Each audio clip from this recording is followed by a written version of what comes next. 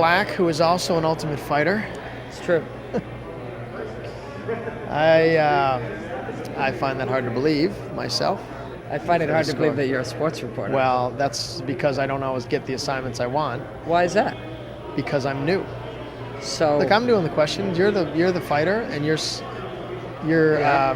look more like a rock star. a couple of years ago, I started working 4 or 5 hours every day because I wanted to fight.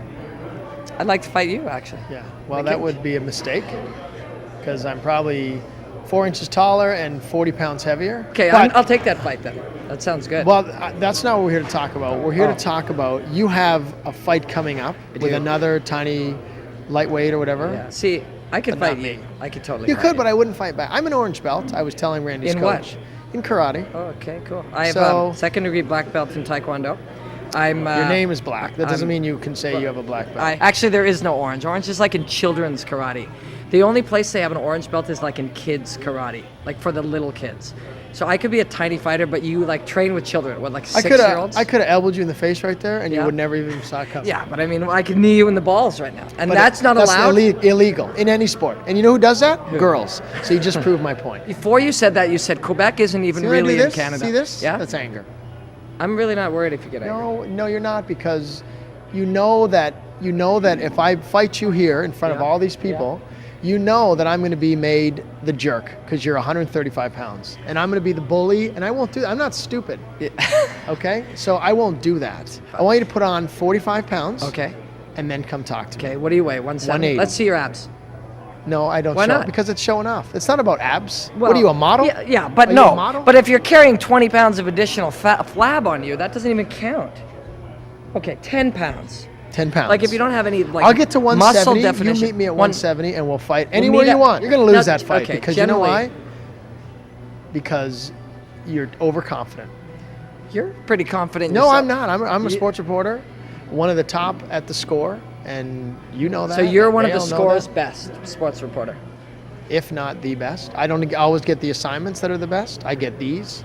I get wrestling or whatever this is, or rolling around, tapping out. It's What sports do you do? hockey. Hockey. You want to go on the ice and we'll yeah, fight? Yeah. I'd yeah. kill you. Yeah, no. Because you can't skate. Yeah, I can skate. What makes you think I can't skate? Because you have earrings Yeah. In both ears. Oh, that's clever. and blue hair. his Anyway, face. this has gone really bad. But Well, that's because you're a shitty reporter. why don't you get lighter so no one can fight you? Why don't you get a 110?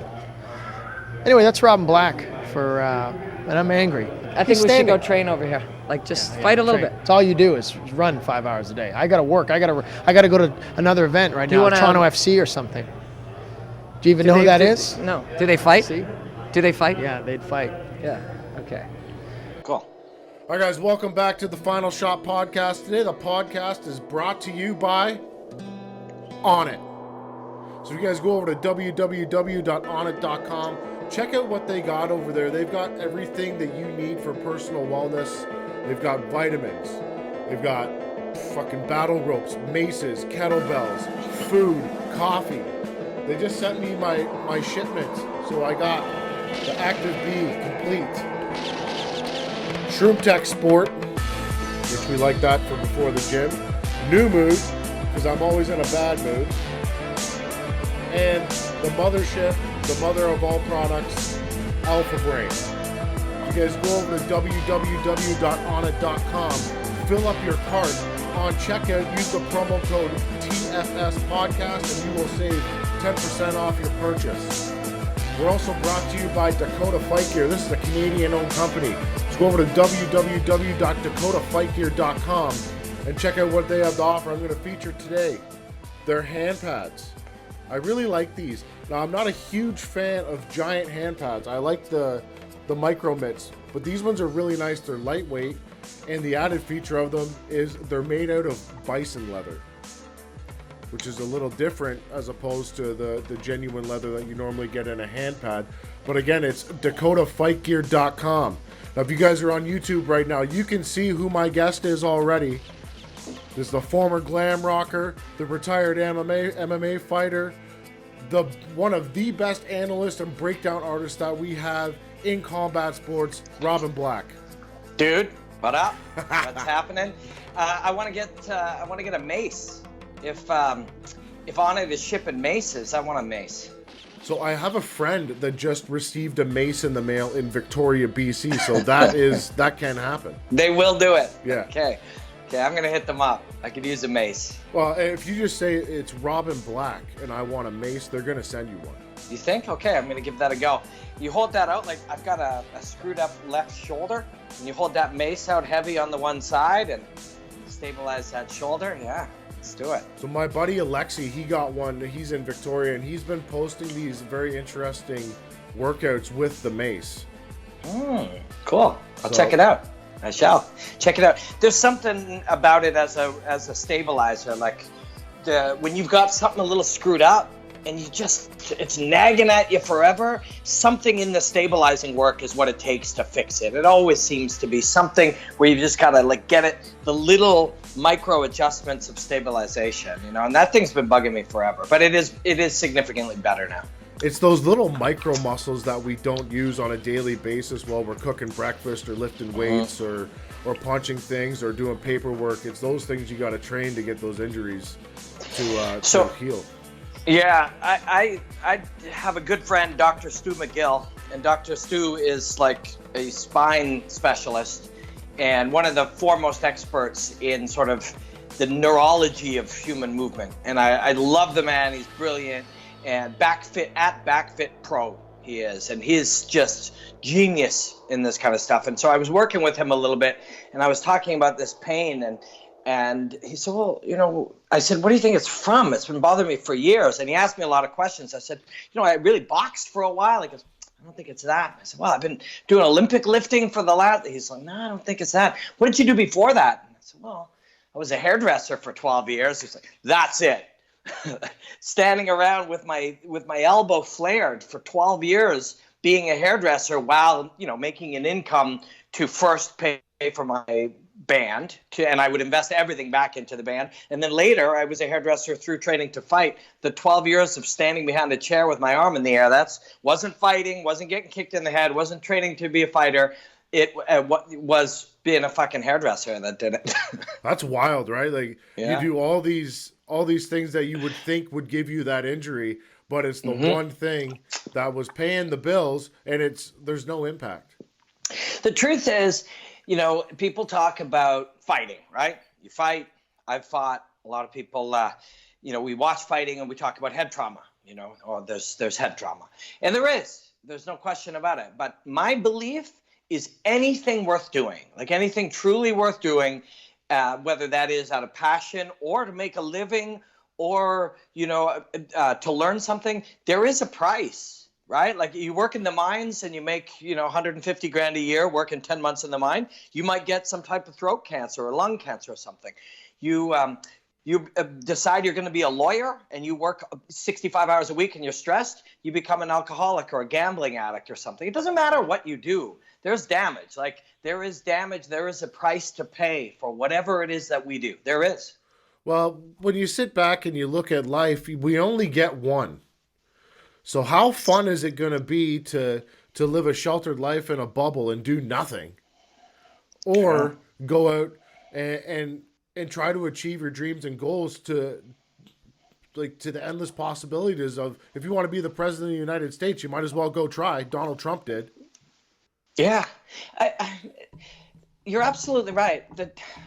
It does shock me, and I'm trying to learn not to judge other people. And in fact, we're always trying to get better at things. That's something I have been really focusing on, not because I'm trying to be a saint, but because it'll make my own life better and it'll make me a better husband and friend and whatever. We're trying to get better at stuff. So I try not to judge people, and I say that because I caught myself. I was going to say, I don't know how people can just sit around and play video games or watch movies.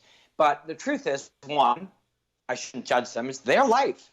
And two, there is some incredible fulfillment for a lot of people in those things. Incredible fulfillment. There really is. So for some of us, we want to climb a mountain, or we want to get into a cage and fight, or we want to start a business or whatever. But for some other people, there truly is incredible fulfillment in these types of learning and interaction. So we shouldn't judge it. But whatever it is that makes you happy, that's the thing you should be figuring out how to do as much as possible.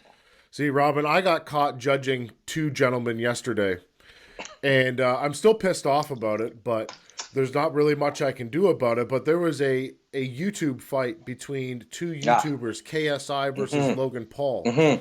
Now, when I seen what these gentlemen were going to make from this fight in the uppers of 35 to 40 million dollars a piece, and I have multiple friends that are fighting for $500, and multiple friends that are never going to make $35 million in a fight, and these guys are making it off an amateur fight, which you're not supposed to make money from. Right. Really, right. It pisses me off. Yeah. So that's something that you just gotta let go.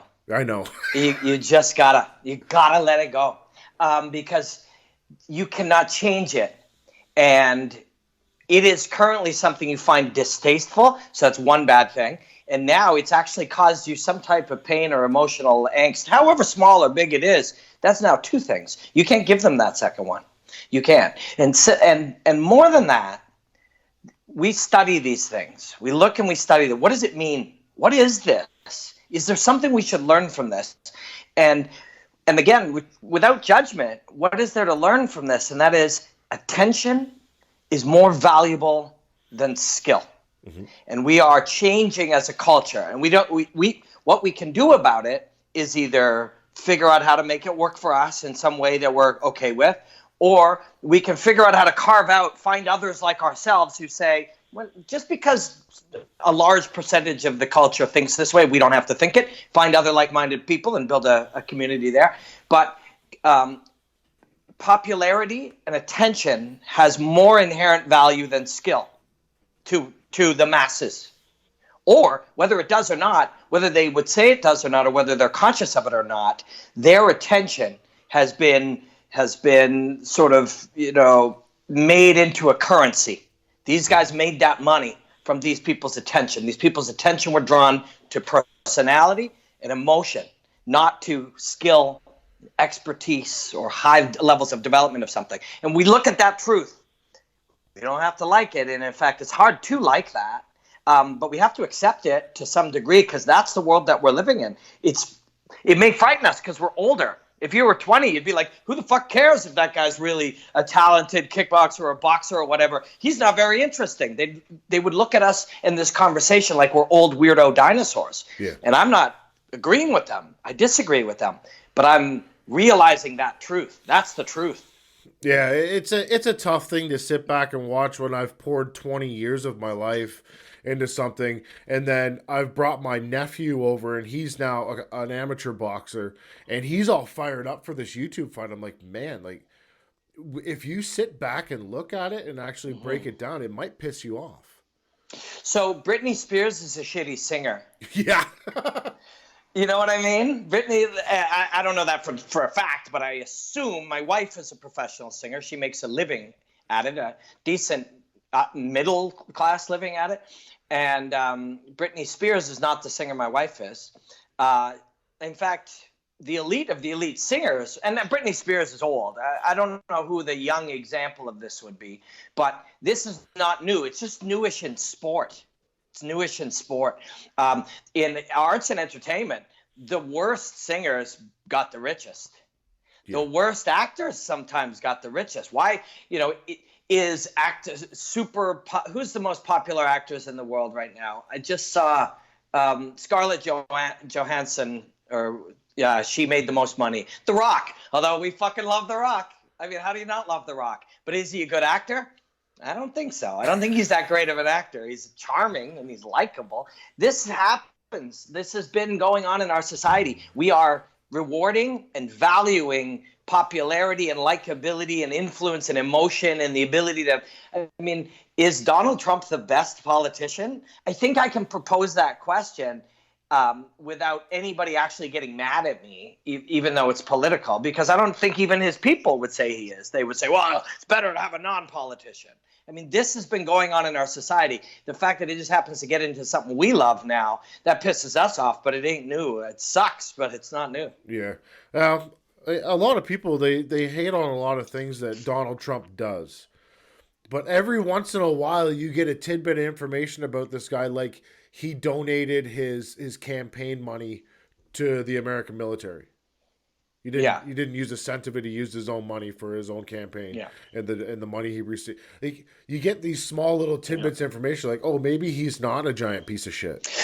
Yeah, I like that you said that, because my first thought when you said he donated that money, my thought was that may or may not be true. I don't know if that is true. My second thought was, isn't that sad that even something that seems that could be true we have to question? But my third thought was, you're absolutely right. Nobody is what we think they are. Yeah. Everybody is this complex blend of things, and so I'm shocked that each of us as individuals know that sometimes we're nice and sometimes we're rude, and we don't know why we yelled at that person who cut us off in traffic, and we don't know why we're so nice to our mother or a friend or someone close to us 96% of the time, but every now and again we say something asshole-ish. And we think, why do we do that? Oh, because we're complicated and we're affected by many things, and we're not one thing, we're millions of things. Yeah. We're constantly changing, constantly reflecting our mood and who we are in that moment.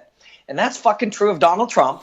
And that is true of Barack Obama and The Rock and these two boxers that just made $30 million, and Conor McGregor and Khabib and anyone you want to talk about. But for some reason, although we may know that about ourselves, we see somebody else and we will make a decision on what they are. Like, somebody will have 975 wonderful, sweet tweets, and on a bad day, they'll say, go fuck yourself to somebody. And we'll go, see, that's who they really are. It's like, why on earth would they be one out of 975 expressions just because they lost control of themselves? That's something that happens occasionally. So we see Donald Trump represented in the media, and some people are like, he's my guy, I love him 100%. Some people are like, he's the devil. He's a bunch of things. He's a whole lot of different things. And you see almost none of them. You see a tiny little segment of anyone on television, and each of us have the fucking gall to think we know who they are. That's really weird. We shouldn't. It's shocking that not only do we do that, but we encourage that out of each other, and then we argue. You know almost nothing about Conor McGregor, but you fucking hate him. And I know almost nothing about him, but I'm Irish. I'm not, but I'm Irish, so I love him. And we argue. Yeah. With almost no information whatsoever, and we fight for fucking days or weeks about it. It's crazy. We all of this we have, honestly, as a mass and as a group, we have kind of lost the ability for rational thought. You know, we kind of have. It's been shaped by our culture. You know, some people are trying to sell us Doritos and tell us smoking's not bad, and demonize a president or the opposite, you know, whoever he or she is running against, and, you know, sell us that something's the greatest fight ever, but next week's the greatest fight ever. We've been kind of shaped and taken advantage of, and we don't really understand it. But as a culture, we're doing some fucking crazy shit. We really are. Every day. All the time. Yeah, well, let's keep on this train of crazy shit, because I was a big fan of your 1-minute breakdowns on your Instagram, and then one day it was gone. Yeah. Well, it's still there, but it's just the UFC ones are gone. Like, that's unfortunate. My Instagram was gone. Yes, it's back now. Okay. But yes, it was gone. You're right. I was like, what do you mean? No, it's not gone. I just did 3 today. And I'm like, oh, yeah, right. It was gone. Yes. My Instagram was gone. My Facebook is still gone. It's still gone. Oh, it's not. What? My mom's fucking pissed. My mom is pissed, man. Like, she's sending me, like, when are you going to be back on Facebook? Like, I haven't seen any pictures of you, because she doesn't know about how to use Twitter and stuff like that. And if she did, it would probably just blow her mind. But she knows how to use Facebook. My mom's pissed. She's fucking pissed. But so essentially, on Instagram and Twitter, I do 1-minute breakdowns of fights. Yeah. Boxing, kickboxing, Muay Thai, mostly mixed martial arts, but over time I've also started to break down any type of combat. 2 people get in a moment of physical conflict in another sport, maybe I might break that down. 2 lizards start fighting on the street, I've broken that down. 2 human beings are engaged in mutual combat in a street fight, only mutual combat. I will never, I'm not interested in breaking down people hurting each other or pot shotting each other. It just makes me ill. Yeah. But I'll break it down. But yes, I was doing a bunch of breakdowns for the UFC, who historically, and I work for their broadcast partner TSN in Canada, so I cover UFC, and I love that fucking job. It's so fun. I really do. So yeah, I would take UFC videos.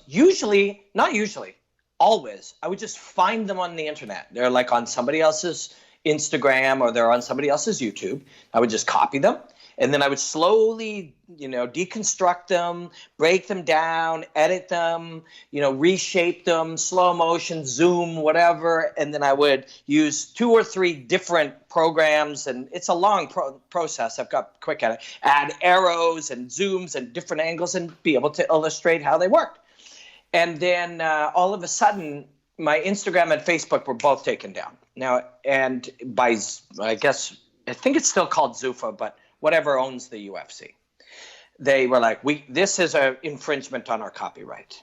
And then they took down my Instagram, my Facebook, and many, many, many, many, many dozens of others.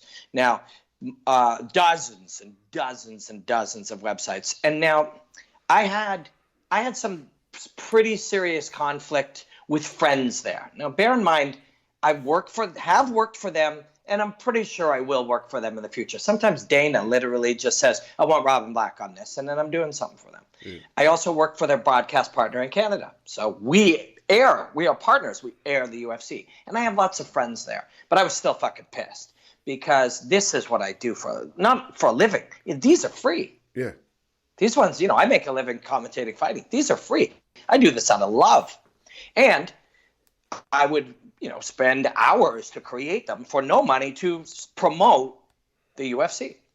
And so I was really mad. And, it's their standard business, their business strategy is don't let anyone do this. The NBA says, take any footage you want, anybody, and do stuff with it. We think that's better for our company. Yeah. These guys, for any number of reasons, say the opposite. Now, there are many reasons, and my job is to analyze fighting and martial arts. But to do that job to the best of my ability, I must keep analyzing more layers. How does the business work? How does their business work? How does media work? How does digital work? How does social media work? I don't want to do any of that shit. I just want to talk about fighting all the time. But to do my job to my best of my ability, I must do that. So there are many reasons they do it. Some is just their old school philosophy of control, to control the message. They've always done that. Others is there's something in the nature of some of the deals that they make internationally where they tell you, the broadcast partner, that you're not allowed to do that. So if you signed a thing saying that, a Brazilian broadcaster can't use their footage, then Robin Black can't use it. Oh. Or MMA Just Bleed 420 on Instagram, he can't use it. You know what I mean? I was mad, and I looked at it honestly for a bit, and I talked to some legal people, and there's a very strong legal argument that mine is, 1, I don't make any money from it. I do it for love. 2, it is completely redone, like a collage, recreated and re-edited. And 3, and most importantly, it is for educational purposes. Yeah. And there is an exemption in intellectual property law that I may use these for educational purposes. So I spoke to a lawyer friend, and they were like, absolutely, we can win this. So I thought about it. And quickly, as soon as I did, I see what's up here. If I do that, the whole world is going, this is bullshit, man. Rob Black's selling your shit for free. You guys are monsters. What the fuck, Dana? Like that, because that's how people love that shit. Yeah. People love that. They get mad at the machine, stand up for the little guy. Logically, you're looking at it and you're like, this guy is spending 10 or 15 hours after a decade of promoting and teaching people about their sport. And he's doing it, and he has an exemption, and Dana's a jerk, and all the things that people would respond to. And I was like, and I had conversations with friends at the UFC about it. I'm like, if I decide to go legal with this, not only am I going to win, it's going to multiply all my fucking platforms by 1,000% as people build on it and becomes news. I see how this shit goes. Yeah, you don't have to like really think about it to know that's the response that happens. I mean, sometimes I put out a breakdown, a non-UFC breakdown. I just had 3 last week that were about 200 to 300,000 views on Twitter alone. Wow. And if Joe Rogan, just me doing a breakdown of something, putting it up, embedding it in Twitter, 300,000 people. 700,000 people saw me do a breakdown on a little moment in soccer, and 500,000 watched me do a breakdown on Khabib fighting a bear. Like, so we're talking about millions of them. So you can see how this works. A lot of engagement. I'm the good guy. There's no doubt about it. Against the machine, you have emotion involved. This is going to explode. Yeah. It's going to be fucking explode. And when I thought about it, I thought, no, doing it. Just not doing it. Not doing it. I'm not doing it. And I mean, it's not because Dana's my friend, although he is. And it's not because I like the UFC, although I do. And it's not because I work for a broadcast partner that is my favorite of all my 10 jobs and clients that I do, and although that's true. It was because I didn't want the story of my fucking path to be that I made a big fucking stink, a big explosive, emotional, whirlwind of crying and people fighting stuff and getting it on the news. I didn't want that to be my story. Yeah. You know what I mean? I didn't want my story to be that I cried like a little baby and I brought a lawyer in and the world got behind me and we showed the man. It's like I just decided to not do any more UFC breakdowns. Because they're on the wrong side of technology in this one. And they're on the wrong side of history in this one. They're fucking Napster. Yeah. Instagram is Napster. Yeah. They're fucking Metallica. And I'm the kid's file sharing.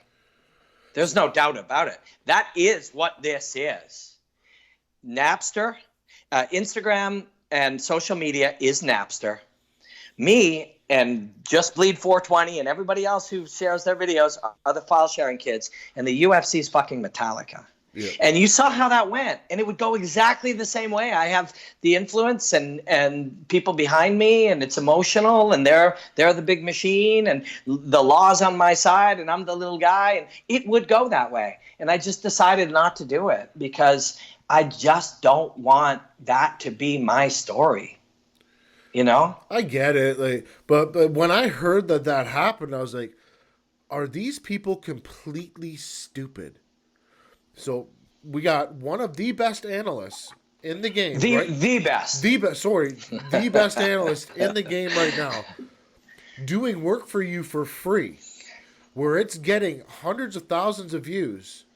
Yeah, millions and millions and millions when you put them all together. Millions and tens of millions by the time you combine them. But when we look at the pay-per-view numbers and the view numbers for the UFC right now, they're at an all-time low. Yeah. And we've got a guy that's putting out these amazing breakdowns for 1 minute that drives attention. And, oh my God. More people will watch. Yeah. More people will watch a single breakdown than watch their pre and post shows every single time. Every single week that is true. So I joked when I said the best. But when you look at so there's so many things going on here. One is a company philosophy that is old and dated, but they may be handcuffed. They may be handcuffed that the deals that they've made may not allow them to do this. Maybe. So, it is old, it's dated, and it's flawed. It's the wrong corporate strategy in the long run. If you were starting out new. But they're not starting out new. So they may be chained to some things they have to do. So, I cut them sort of emotional slack in that case. But a couple things. One, it's as if people pretend that the world is the way it used to be. Now, let's say I did 340 of these breakdowns and 250 when I used to work at Fight Network and another 40 for the UFC before they were bought. And let's say I've done 700. The thinking of old school producers, old school production people who have that old television way, they think that producing something is give it the great lights and the great camera and the great video and our things and the loud sound, and then just get a talent, and they say it sarcastically, and they should, because people who work in television and we're up our own asses, and so the idea of calling us talent was a sarcastic thing that came from production many years ago. But so they think that you just insert someone in that, and that on their first 100 they will be capable. The reason they're good is because I fucking did 700 of them. That's not new. Like, it boggles my mind when I look at how people cast and set things. How the fuck do you think you get good at doing something that is a specific skill? You do it 700 times. And the other 1,700 that didn't work out, you do it thousands and thousands and thousands of times. So when you see the old school production approach, they're like, well, we'll do it the way we've always done it, and we'll get the guy to go, and now, two of the greatest fighters you've seen, with the winner has title implications. It all fades. All of the old concepts, the reason they don't work is because over time the meaning changes. The belts don't mean what they used to mean. So when you say this is for the title, it doesn't have the same meaning, because the actual item that you're fighting for has diminished value. Then when you say, and the winner gets a title shot for a thing that has diminished value, plus you've said it 100,000 times over the last few years, it's lost its value. The reason people are somewhat interested in my breakdowns, one, they're passionate and honest and driven by curiosity and love.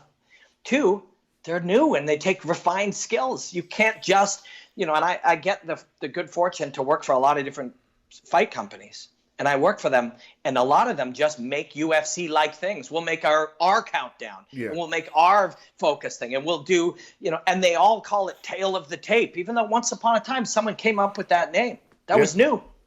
But these people, they just keep doing the same thing over and over again, and then they'll we'll get Rashad Evans to do a breakdown. Well, Rashad Evans' first 300, if he cared enough to work hard at it, his first 300 would be fucking terrible. Yeah. Like, it's so illogical. And yet, when you do things on the internet now, and I don't want to paint TV with this blanket brush, because there are brilliant people, many of whom are the good ones are transitioning into other areas. But the people I work with at TSN, I'm telling you, these are innovators. These are thinkers. They're trying to find modern, interesting ways to make something new and different, because the audience is different. If anybody is watching this show right now and we're shooting the shit and we're joking around and we swear and you're having a drink of iced tea while you're doing it, we're having an authentic human conversation now. When you snap back to a newscaster, he's inauthentic. Well, welcome everybody to Tuesday Night News. So when you're creating that still, you're creating something that has different meaning to the audience. All of this is going on. So as all of this happens, you're looking and you're seeing the weakening of the production of all of, and I love the UFC today as much as I did. I love the fighters. I love the fights. They get better and more advanced and newer. But when you look at the NFL or the UFC or CNN, or any of these organized things, and until they're willing and able to get rid of some of the old thinking and bring in some young minds, some young new minds who work in the new context, they're just going to keep shrinking. These companies are just going to keep shrinking, and then they do things like shut down the natural movement of how is information shared. Well, people who are passionate about it make little breakdowns and put it on the internet, and then millions of people see it. No, we can't have that, because we have to control what we did before. So it is frustrating to watch when you love something as much as I love the UFC, and when you care about something as much as I care about how that thing is presented. But I just have to let that go over time as I start to work for companies like Brave in the Middle East, who are young and new. And I work for companies like Bare Knuckle Boxing in England, who are young and new. Ooh, fun. Yeah, super fun, man. Actually, that's something you should try. That's something you should consider. I could probably hook you up with a Bare Knuckle Boxing fight. I'd do it. Yeah, it's very cool. So bare knuckle boxing, there are a number of them in America now, but the original one, and it is very successful in the UK, is called BKB. Yeah. Bare knuckle boxing. Jimmy Sweeney. Yeah. I know Jimmy Jimmy. Sweeney is the king of bare knuckle boxing. Yeah. And so I've had the great pleasure of commentating a few of those. That's cool. And the fights are amazing, but there is a culture and a dignity and a history and all of that goes with it, and a camaraderie. These are gentlemen. These are gentlemen who throw down and fight. And so you see companies like this that understand the value of the new medium. They understand the sharing economy. They understand there's so many things that these older companies do. And again, I don't mean to paint them all, because some of them modernize. TSN is modernized. Like we go down and add things, shoot things for digital. We go down and create things. My producer, Jason, comes in and goes, how do we make this new? How do we make this different? How do we make this modern? Every day. So it's not all of them, but some of them. And the bigger they are, the harder they are to change. If you and I are in a canoe, we can fucking change direction in a second. Yeah. But a giant ship is very hard to change direction. And big companies, big media companies are having a hard time. So they're making mistakes. Fortunately, I am still an ally.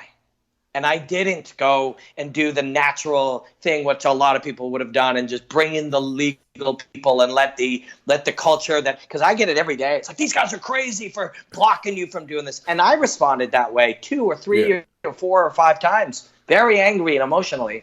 But now I look at it and I go, I'm not going to spend all my time and effort to sue somebody who doesn't want me to do something for them for free. Yeah, doesn't make any sense. You know what I mean? So now Bellator has hired me to make some 1-minute breakdowns. I've done some for them. DAZN, which is Bellator's broadcasting parent, has hired me to make some Bellator-based, specific content for them, which I can do because I'm a freelancer. My main job is still UFC for TSN and really, really doing the best work I can for there. And that is my main anchor job, but I'm a freelancer. Then I commentate over and I'm going to Colombia in 2 weeks to commentate for Brave Combat Federation. I go over to England to do the BKB stuff. So I'm happy. I'm not going to interrupt my entire life to go be part of a crazy, angry, emotional, dramatic, overly, because people love conflict and controversy, and I don't want to be that guy. I don't want to that. I just, and I talked to some very close friends, and they're like, dude, overnight you'll go from 25,000 people following you on these platforms to 250,000 if you just take on the machine. And I'm like, I don't want to do it that way. And maybe and not just because that's my feeling of what I think is right or wrong. I truly think in the long run, doing it this way is better. Doing it, proving it piece after piece after piece is better than multiplying it by becoming 1,000% bigger over controversy. Because I'm not about controversy. That's not how I've done any of the things I do. I'm about passion and curiosity and knowledge and learning and studying and growing. So, in the long run, in the short run, boom, everything's big. You got this big story, fighting the man. But in the long run, that fades. And most of those people didn't give a fuck about 1-minute breakdowns. They gave a fuck about people being mad at each other. Yeah. They gave a fuck about conflict and controversy. So you won't keep them anyways. Whereas this way, if one piece by one piece by one piece, I earn another 100 people and 100 people and a half, in the long run of my life, I'll be prouder of my work and I'll be prouder of where I am. So I guess this is a long answer to your question, but ultimately now I just don't do them on the UFC. I do them on every other show in the world, and many of them pay me to do them. KSW has paid me to make breakdowns. ACB has paid me to make breakdowns. Bellator has paid me to make 1-minute breakdowns at different times for their own platforms. So I'm making a nice living just looking at and talking about fighting all day, and I didn't have to create this big fucking angry social media controversy by taking on my friends who I like working for. I just stopped doing free work for them, and that doesn't seem like such a bad move. No, you mentioned TSN multiple times. I wanted to talk to you about that because I think that's a fantastic job for you, because TSN, in my opinion, they're an innovator because they brought in females to do Yeah. to do a job that was quote unquote a man's job, right? Yeah. But Anchor. Yeah. but I think they do a better job. They do. Some of them do. So there is Sarah. Sarah, I worked with for many years, but they're bringing in. They have 4 or 5 female anchors. Yeah. And so there's a lot of different aspects of this conversation, but one of them is that if we're starting with knowledge, well, everybody here we've got these 9 or 10 or 11 or 15 people that are candidates. Who's got the most knowledge? Oh, they all have sports knowledge, because a lot of people watching this. And so for people that consume your podcast outside of Canada, TSN is our ESPN. Yeah. Right. And so I do Sports Center talking about the UFC, and I fucking love it. And I love the people, and I love how they are innovators. So if our starting point is we need to start with people with enough sports knowledge, well, we can find 1,000 people with high-end sports knowledge, because a lot of people, who go on Twitter and Instagram and just chat with their friends have elite sports knowledge. So we're going to start there. And we got 1,000. Then we got to narrow it down to 100 who have sports knowledge and have broadcasting ability. And that's a skill. People don't realize that's a skill. They're like, I'd love to do that. You got a thing in your ear with somebody timing, different cameras, different reads, being aware of where lighting is. All these things is a skill. You need to do 1,000 of them, like I was saying. It's shocking when people think, I'll just plug fighter A into this spot and he'll be fine. Well, that just means your expectations are too low. It's a skill. You have to be good at it. It takes a long time. So now we have 100. And now we got to go with the ones who are, have some it factor or likability or the ability to influence others. And in a lot of cases, the reason that those are women is because it was harder for them. Yeah. It was fucking harder for them. It was harder for these women because in the old way, only one generation before, my producers now that I'm dealing with at TSN and in other places like this, one generation ago, they just weren't interested in women. So they had to be doubly good. So the hardship of being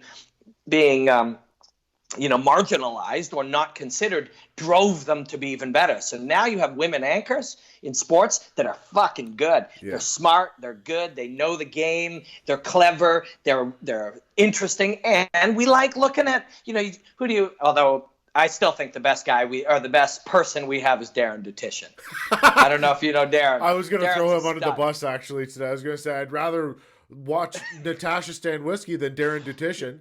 Yeah, fair enough. But Darren is still truly, like, when it comes... He's good. I worked with Darren. So it was me, Darren, and Russ Amber. Russ Amber is a boxing... rival. He's a boxing... he owns Rival. So I was going to use the word genius, and that's true, but I was looking for a better word. Like he is boxing. Like, he's an innovator. I don't mean he is... Yeah, and boxing is him. Like, he's just... He is a little man wearing a suit jacket, and he's made up of flesh and bone and stuff, but he's mostly just a bunch of boxing all squished together. Like, there's not a lot else, and when you talk to him, he wants to be at every fight. He wraps hands. He is a mitt holder. He's been a coach and an agent. He's been everything. He owns Rival boxing gear. It was a thrill to go down and work with Russ when McGregor fought Mayweather a year ago. It was a fucking thrill because he's really good at his job and he's really brilliant. And he and I realized, and Darren was the go-between. Yeah. Darren was the host for the two of us. And Russ and I realized very quickly that, like, I listened to him speak and I didn't know him that well before, and I realized, okay, this guy is 100% informed. He knows exactly what he's talking about. He lives this. This is nothing he's putting out is bullshit. It's all 100% what he knows and believes. He knows everything. He knows everything. And then he was looking at me and he's thinking, okay, this guy literally knows exactly what he's talking about. He lives and breathes this. He's an MMA me, he was thinking. Russ was wearing like an old ill-fitting jacket with like elbow pads and it had like ribs in it. It was like old. And I'm wearing like a flashy silver jacket. I am so fucking MMA and he's so boxing, but Yeah. we respected the shit out of each other. But we would see the same thing, and we would have two truly different opinions and different perspectives, although we were both informed enough to truly respect the other. Yeah. So that was the problem. And I've worked with some amazing people, but that was probably the best work week of my life, working with Russ and Darren. And when you had Darren there, just running so relaxed, able to run the ship. Some of the best work I've ever done in my life was that week, Mayweather versus McGregor. And even after, when the cameras were off, Russ was like, it was irrelevant whether or not, if that fight stopped after, it was a 4-round fight, it's different. If it's a 12-round fight, it's different. If McGregor's one punch landed harder, it's different. Even though memory, the world looks at that and says, McGregor got killed. Of course he did. He doesn't know how to box. Russ and I sat down and discussed it for real. And Russ was like, that was so much more than and he credited my understanding. Now, this is very difficult to discuss for a lot of people because most people don't know anything about combat, anything or near nothing. And so they'll argue. They're like, bro, you thought McGregor was going to win. You're an idiot. But the top level people saw what we were talking about. The idea. I mean, there's a thing on Instagram I just saw of McGregor going around Mayweather's back. Yes. Mayweather's and he's hitting him from the back. People laugh at that, but that is the exact example of what the strategy was, which was to find the areas that this guy people don't normally fight in this way, and where they meet right on the edge of how rules and structures work, because in theory that's illegal. In theory. Says who? Exactly. Nobody stopped him. Nope. He didn't get warned. He didn't lose anything. So it's not really. That's a theoretical thing that was written in a book many years ago that people don't think about. It's not actually real. Then on this side, it's like normally people don't, when they go to the back, they don't stay there because there's nothing to do there. So they circle back in. Well, I'm going to go there and I'm going to stay there. And Russ and I had such fascinating conversations. I would say on the inside, McGregor will beat him up. And Russ will go, are you crazy? Inside fighting and boxing takes a lifetime to learn. And I'm like, Russ, it's just fucking wrestling. Yeah. It's like, he's like, the combat. clinch game. It's like, call it what you want. MMA fight. And then if you've boxed and fought MMA and wrestled and fought Muay Thai and stuff, grab 1,000 MMA fighters who have boxed and they'll all be like, yeah, I couldn't believe it. It was once I got to the inside, it was easy because they didn't understand. Because they learned only one way to do it. And there are thousands of ways. Anyway, but it was so incredibly rewarding. And so I learned so much. And that was one of the best adventures ever. I'm going down with Jason, our producer, and Aaron, a good friend. And I don't know if Darren's coming or not, but we're going down to cover McGregor versus Khabib from Vegas for TSN as well. Nice. So we're going to have lots of coverage for McGregor versus Khabib on TSN in Canada. So I don't watch a lot of UFC anymore because I don't know, it just kind of pissed me off when they sold it and it got weird. But there's a few people that I do follow that I will not miss their fights. Conor McGregor is one of them. The other person is Platinum Mike Perry. Yeah. I love Mike Perry. Yeah. Now, I do have a mutual friend with Mike Perry, so I do have a relationship with him. He's a professional boxer, Dario Berdician from Florida, and he comes on my show regularly. He's got the Super Duper Dario Minute, and he's a wild dude too. But these Florida guys are crazy. Yeah. So I liked Mike Perry right away, and you looked at it. You know, it's funny when you put pieces together. It takes a lot to understand anything. When my wife really likes the cooking channel. And sometimes we have it on and I'll watch them make something and I'll be like, I just thought that was, beans and salt. I didn't realize what it was and then you actually have to marinate this thing and bring these other ingredients and it's different whether they're organic or not. There's millions of things. And this is of course true of fighting. It's of course true of fighting. It's true of anything of high caliber and, of a high level of things.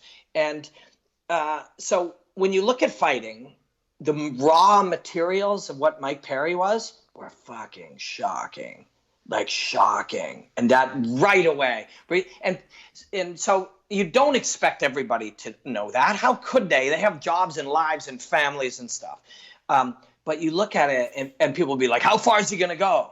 You know, or he would lose a fight. He lost to that handsome guy, Alan Joe Band? Joe Band. Yeah. And they're like, oh, yeah, he was exposed. It's like, these are not, like, Mike Perry is not a finished product.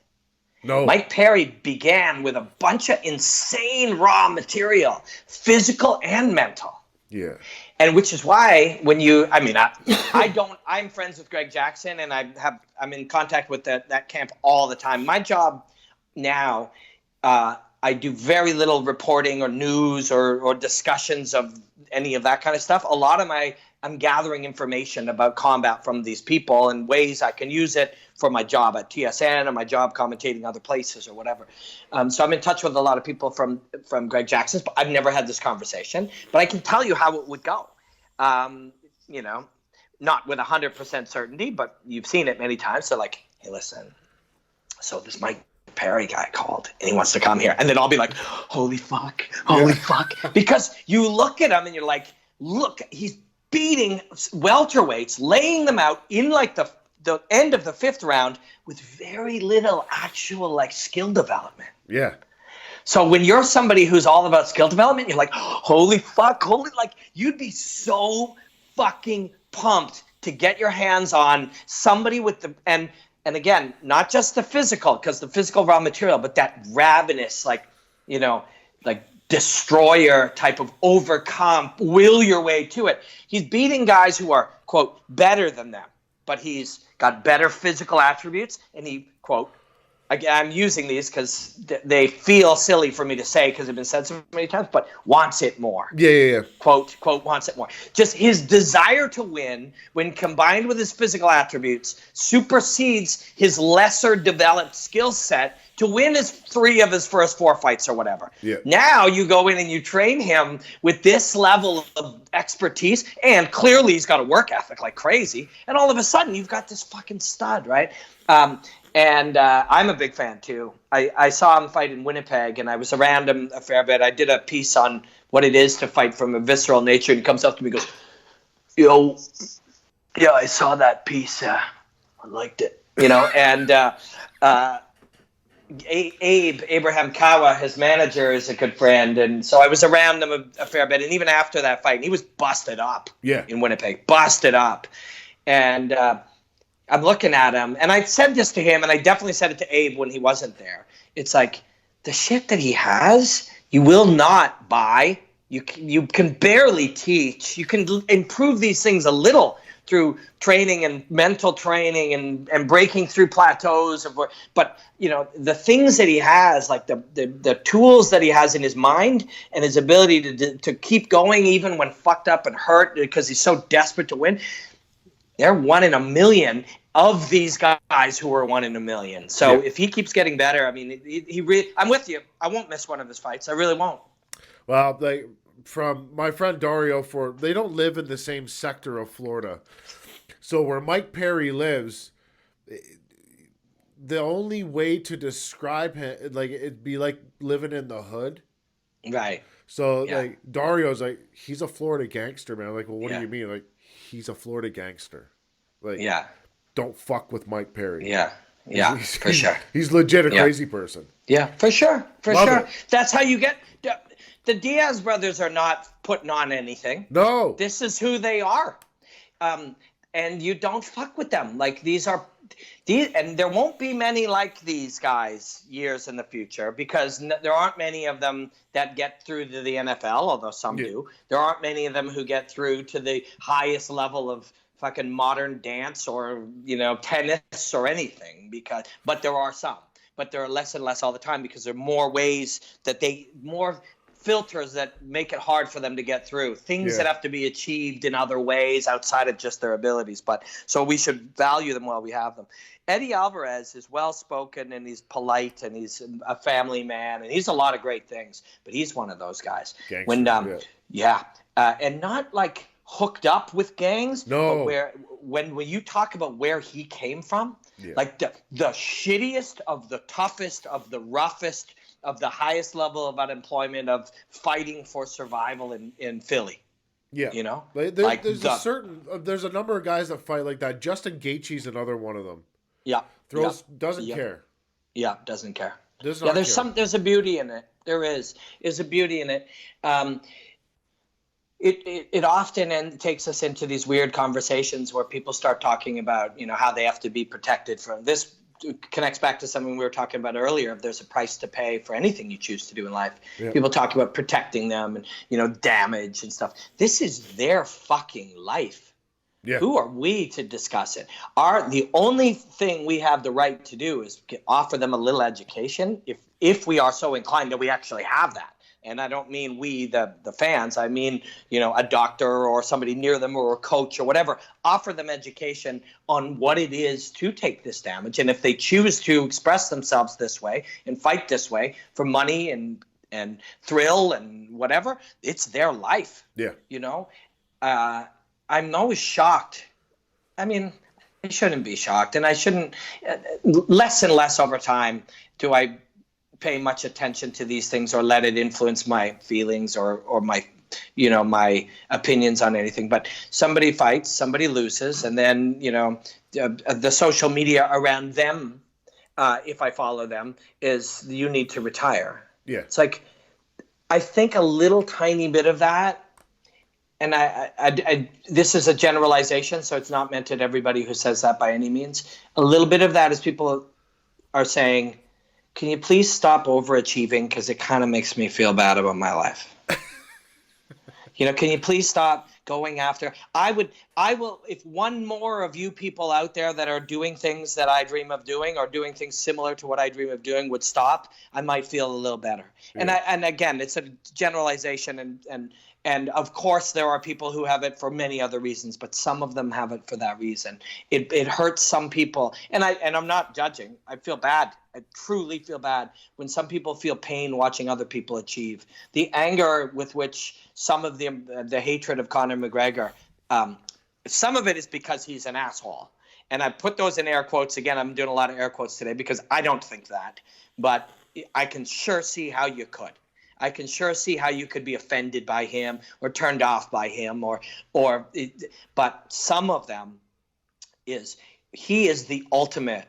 The things he says about how he is not special, it's only effort and drive and the desire to keep going and trial and failure and adaptation that is why he is rich, famous, successful, and living a life of adventure. Yeah. When you hear that, you don't want to believe that your life is within your own hands if you hate your life. Mm-hmm. If your life sucks, you don't. Well, if your life sucks and you hear you can take control of your life, and through your own hard work and efforts and a little tiny bit of growth every day, you can make it better. Some people are so thrilled to hear that. Some people are so relieved to hear that.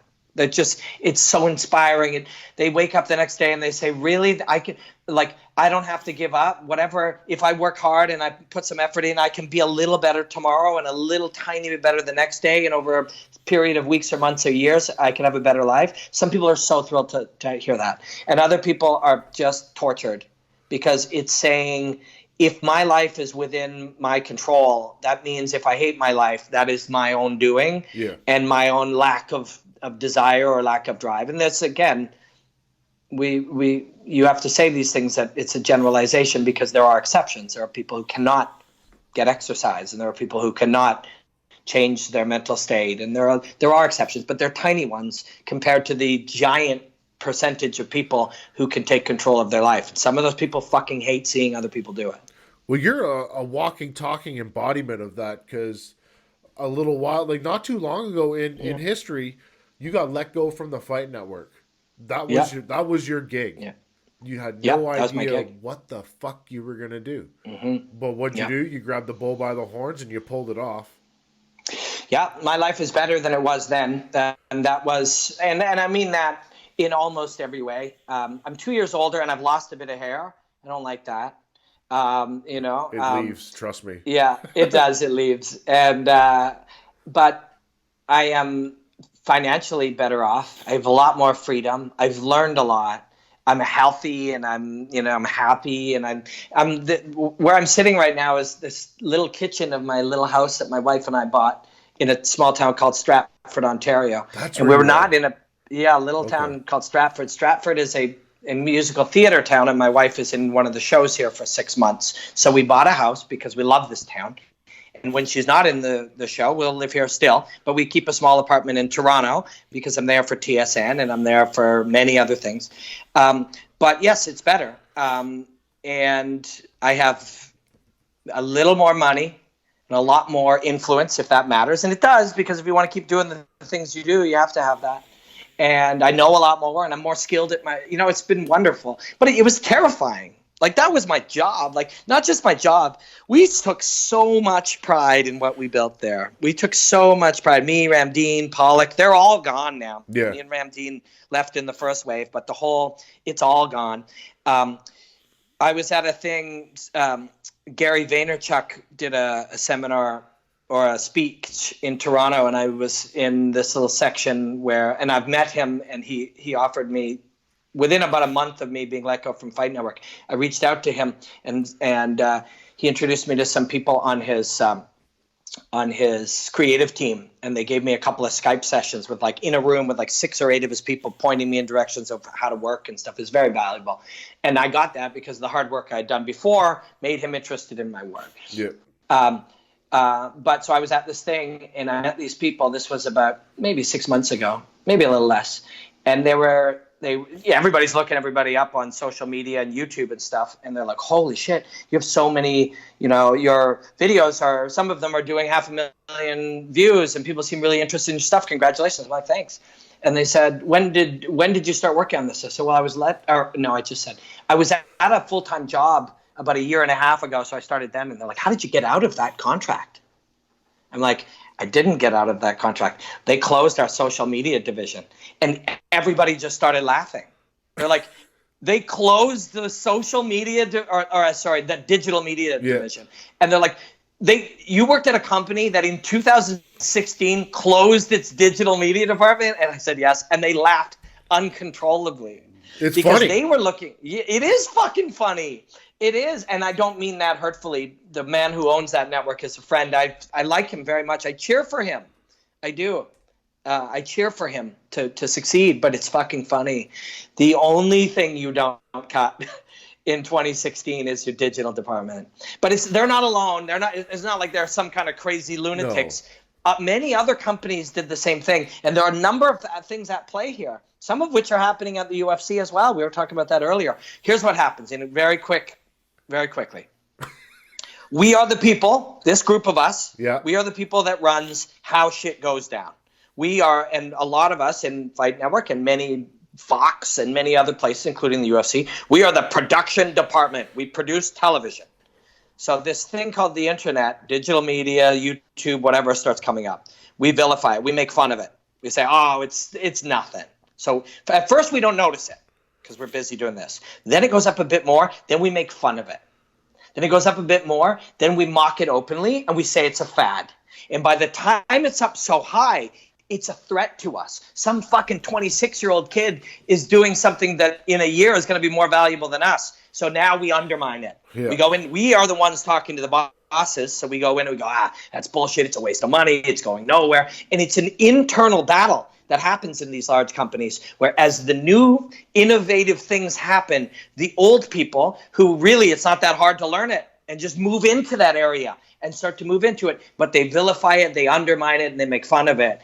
And then later, if it can't be stopped, they try to be over it. Yeah. So as it comes up, they say, well, actually, digital is through us because we're the production department. So all digital comes through us. Then when that happens, they slow it down. So it harms the digital growth. So what happened at Fight Network is very common, and it's not something they did dramatically wrong. They were part of a large wave of companies that made these errors. But what happened was, all of a sudden, I'm on vacation with my wife who was on tour, and I get a couple of texts from my friends saying I got let go. And I reached out to one of the bosses, and I said, am I okay? And he goes, call me. And I'm like, oh, for fuck's sake, are you serious? I'm like, so I call him, that's it. And I looked at it, and I'm like, I've seen this happen before, and the biggest mistake you can do is do nothing. Just sit around. Yep. Biggest mistake. Yeah, the biggest mistake is do nothing and hope, right? That is the biggest mistake you can do. The second biggest mistake is just look for a big job. Yeah. Because the reason there are not that many big jobs is all these other people are losing their jobs because it's a wave of change in media.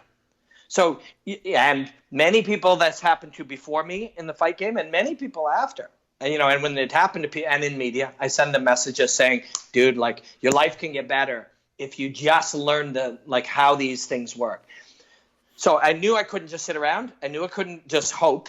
I knew I couldn't do nothing. And I knew I couldn't just start pursuing big jobs because, one, everybody's holding on to them. And two, they're disappearing.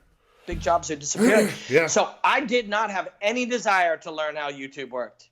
I didn't have any desire to learn how to I had 4,000 Instagram followers. I gained 24,000 since that year now. I had 6,000, maybe 15,000, I don't know, Twitter followers. I didn't want to learn how to run those things. I wasn't interested in doing necessarily podcasts. I sat on a desk wearing bright colored shirts, but I had to figure out how to do it because at the root of it was my why. Yeah. I want to analyze fighting, study it, and share what I find with people. That was it. I don't work in TV. I don't work in radio. I don't work in digital. I don't work in commentary. I analyze fighting. I find nuggets, and I share them with people who are interested. That's my job. I can do that in any platform. So I have to learn these platforms. Then I got to a point where my breakdowns are my favorite thing. That's what I love to do. Every morning I get up at 6 a.m. and I do them. First thing. Wanted to do them, but I need an editor. I need a graphics guy. I need a guy who can figure out how to pull these videos down. I need somebody finding them. I need all these things. Yeah. Well, I don't have all these things. So I fucking learned them. I learned how to edit. I learned how to cut. I learned how to do graphics. I learned how to do all of these things. I'm so lucky. I've got a guy. Yeah. So lucky. You got a guy? Oh, man, you are lucky. I had to learn all that shit. And none of that. I'm not in the editing business. I'm not in the sound business. I'm not in the graphic design business. I'm in the fucking figure out what's going on in a cool fight business and then tell people about it. But the only way I could do that was fucking do the work. It's tough. So I grinded my fucking face off. And now, 18 months later, or maybe we're going on close to 2 years later, I've got, millions of people watch my breakdowns that I make, and I make them every single day. And I've got clients in the Middle East and China and Russia and America. Yeah. And I make a good living. It's a lot more work, but it's all mine. I've got Mark, who is my partner on YouTube, and he does all the behind the scenes stuff. And I got a couple of friends that help with the odd thing here and there, and my friend Graham, who helped me write my one-man show that I travel around and do. But it's my business now. I make more money and I don't work for anybody else. And if something goes on one of them, I find a new client on the other. And I would honestly like to at some point be part of something larger than myself and fold all of it into working for someone. I know that's counterintuitive and most people are saying go the other way, but I would love to do that. I'd love to be part of something bigger than me. But until the right one materializes, maybe it's one championship, maybe it's Brave. Maybe it's Bellator. Maybe it's the UFC. Although that the conflict that's happening in their management and production thing make it very difficult to picture it being the UFC. Yeah. But maybe it is. Maybe shit changes. 2 people leave there 6 weeks from now, and somebody's like, "Why the fuck aren't we using this guy who has millions of views on things that nobody else can make in our company that helps?" And all of a sudden I'm there. So, but right now this is pretty fun. Well, I know, Robin, that you had to leave 20 minutes ago. Yeah, we went that's overtime. so typical. I feel like a piece of shit that I kept. No, it's me. It's me. It's okay. I will. I'll just get on to the next things I'm doing, and we'll catch up. But I always enjoy chatting with you, man. I really do. And it's been a long time. Yeah, it has. That's unfortunate. Yeah. Yeah, let's make it a lot shorter this time. Yeah, let's not repeat the last year. We haven't talked for about a year, so. Yeah, that's absurd. Yeah. Yeah. Let's make it late October, early November. Okay, let's do that. Now, real quick, let's do it. Podcast, how's it going? Your podcast. Podcast is good. They're good? Yeah, podcast is good, but we're only doing it. We're trying to do a big one once a week. and it's been about 3 a month. So that's been a bit of that I'd like to improve on. But these things go, you have a limited amount of effort, time, and focus. And that actually is the downside of what I just described that I'm proud to have built, is there's a limited amount of time. So as now I'm doing a little more work for Brave, who I'm really fucking excited about, going to Colombia in 2 weeks and then Abu Dhabi 2 weeks after that. As I apply effort and time to that, it's got to come from somewhere. And so I've been stealing it from my podcast and from the podcast time. And I feel a bit bad about that. But we're shooting one on Tuesday, and it's on iTunes, Stitcher, and SoundCloud, and youtube.com/Robin Black. All right, guys. The Final Shot podcast today was brought to you by Buds and Leaves. So go over to www.budsandleaves.com. Pick yourself up some CBD capsules, a Buddha stick, anything. Will they send me some CBD capsules? I will, yes. Cool. Have you tried them yet? No, I haven't. Okay, I'm going to send you some. Okay, thank you. We're also brought to you by Smile Canada, another CBD company. This is a discreet spray. Same difference as what you would get in the capsules, just in like one of those old Banaka spray things. You can be strutting down the streets of Toronto, spraying CBD liquid into your mouth. Nobody's going to know the difference. Smile V-Liquid Canada. We're also brought to you by Tough Canuck Beard Company. They make the best beard products on the planet. If I could talk Robin Black into growing a beard, I would send him a bunch of Tough Canuck beard products, but it's probably not going to happen. But guys, that's the Final Shot podcast. Robin Black, appreciate you coming on the show. I love you, man. Keep doing your thing. Let's bring the 1 minute breakdowns back. And that's the show, guys. That's the Final Shot. Bam. Love you too, brother. Out.